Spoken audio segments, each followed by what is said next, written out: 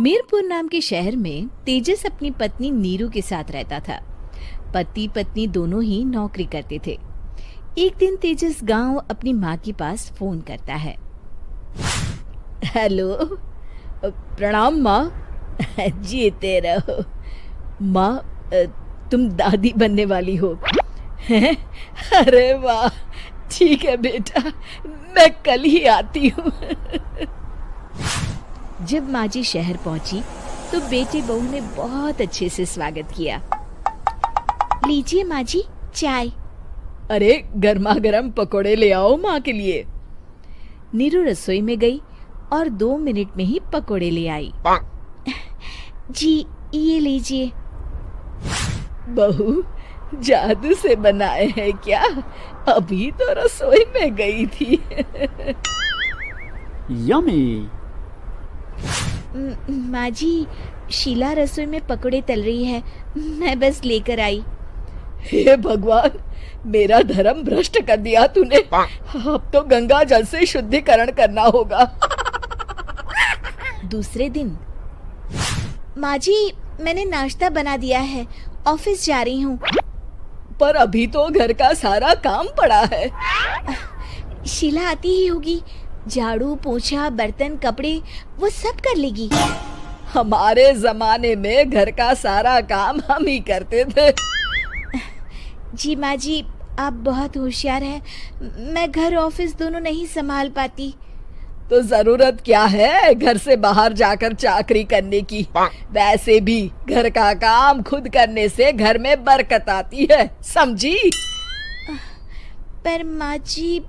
पर वर कुछ नहीं, इस महीने की पगार मिले फिर ऑफिस बंद है। हाँ।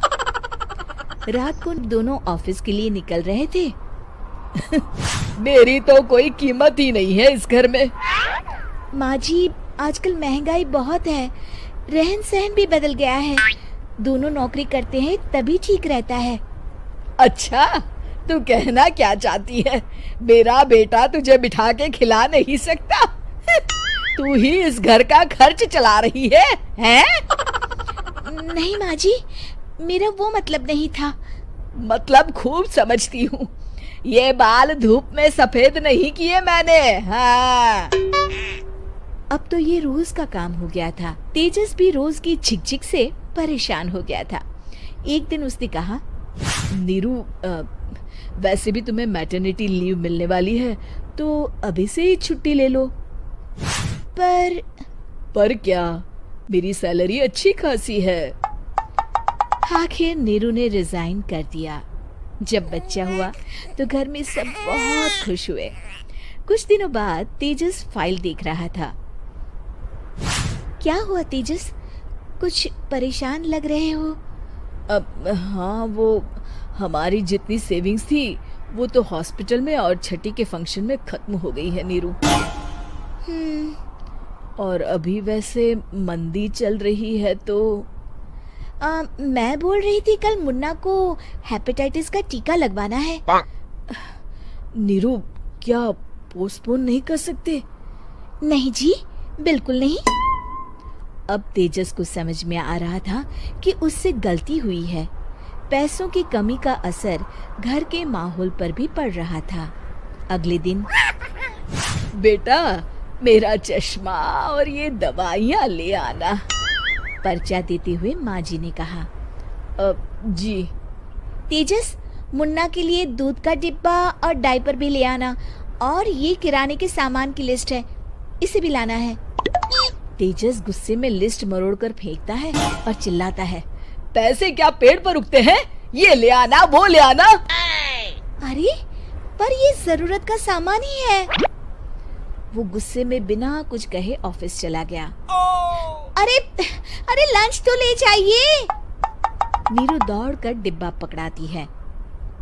एक दिन खाना खाने के बाद, नीरू,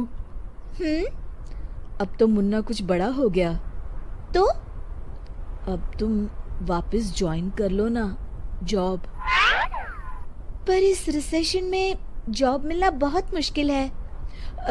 ट्राई तो करो। फिर मुन्ना?